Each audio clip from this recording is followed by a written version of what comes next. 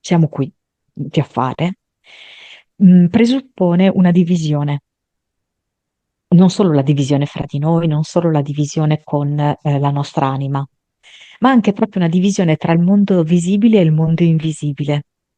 E a volte accade che le azioni che noi facciamo qui, in questo mondo visibile, non siano tangibili, ma abbiano un grandissimo effetto su quello che è il mondo invisibile e che quando meno se lo aspetterà, Marco, queste azioni, diventeranno visibili anche nel nostro mondo concreto.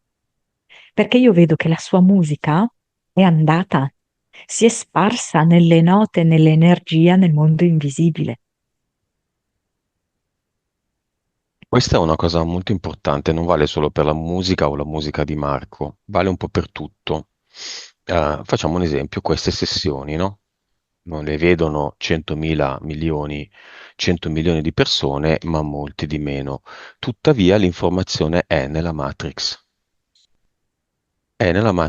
è un'iniezione nella Matrix, anche se mi impedissero la pubblicazione, la sessione è stata fatta, quindi è una presa di coscienza anche solo di tre persone, tu, la persona in questione, tipo Marco ed io, e poi decidiamo di non pubblicarla, ma è nella Matrix. Come funziona? Perché questa cosa è vera?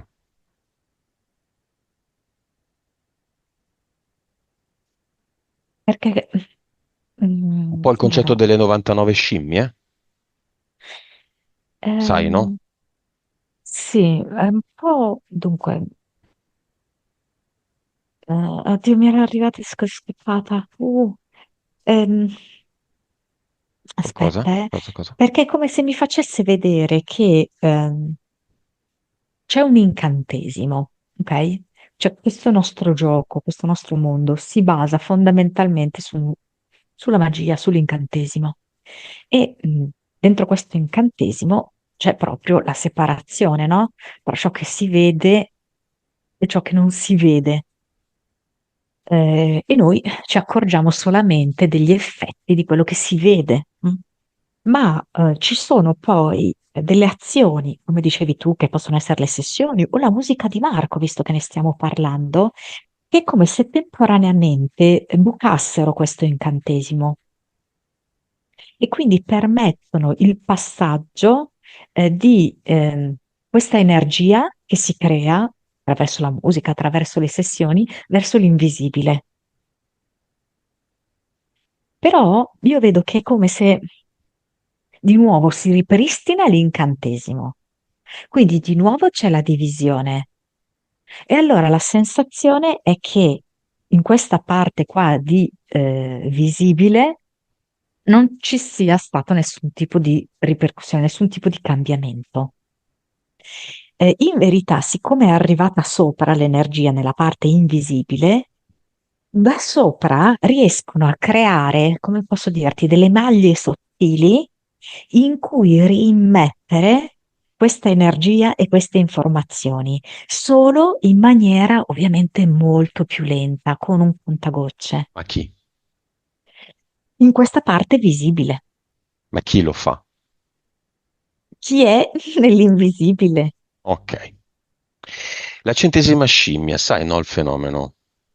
Ovviamente Eh, già ammantato di superstizione, mistero, eccetera, sono i macachi giapponesi in un'isoletta, non so dove, del Giappone, immagino, che impararono per caso a lavare le patate dolci prima di consumarle, immagino crude.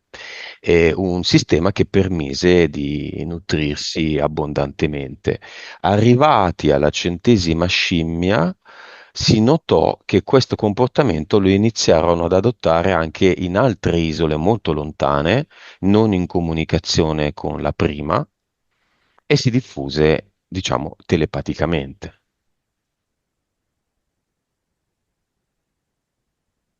Cos'è questo fenomeno? Perché la Matrix è strutturata in modo tale che questo fenomeno sia vero? Se è vero. No, mi viene tipo come se fosse un'onda coscienziale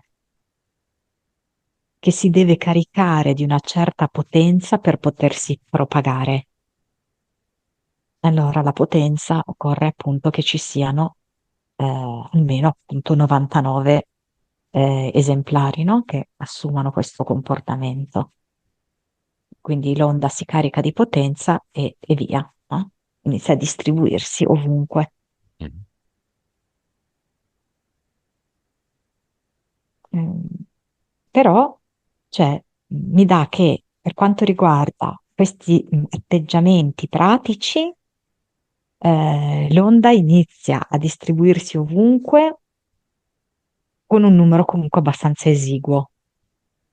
Invece, per quanto riguarda magari altri tipi di competenze più complesse, Mm.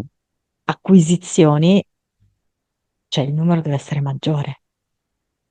Le informazioni di queste sessioni? Qual è il numero minimo?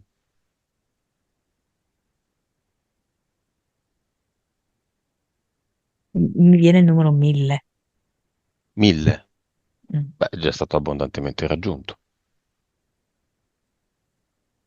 Quasi tutte le sessioni hanno 1000 visualizzazioni, quindi quasi tutte le sessioni sono immerse, cioè sono state iniettate nella Matrix. Sì, però appunto come abbiamo detto prima, cioè è diverso una competenza pratica Mhm. da una competenza di tipo spirituale. Ci vuole più tempo. Ci vuole più tempo e ha più, diciamo, barriere. Quando le sessioni che abbiamo fatto avranno raggiunto la massa? La massa critica l'hanno raggiunta perché siamo a 1000 e la massa critica nel caso delle sessioni è 1000, nel caso delle scimmie è 100.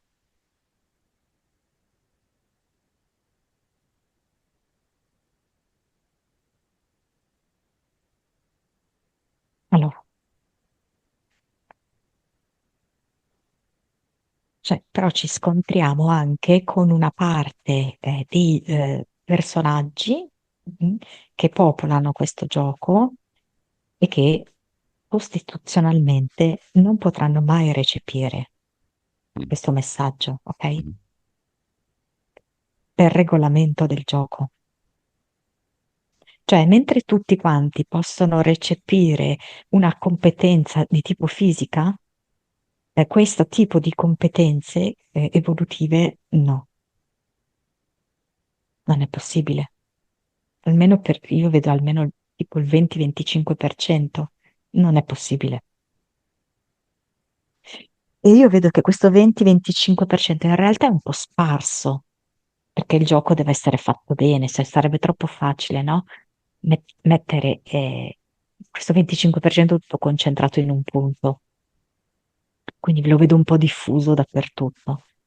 Allora succede che poi, non so come fa a spiegarti, poi c'è un rimbalzo, quindi magari l'informazione arriva a un determinato livello, però queste persone che hanno avuto l'informazione si interfacciano con altre persone che non possono proprio assumere questa informazione, ok? E Mm. allora può succedere che queste persone che hanno assunto l'informazione facciano dei passi indietro. Va bene.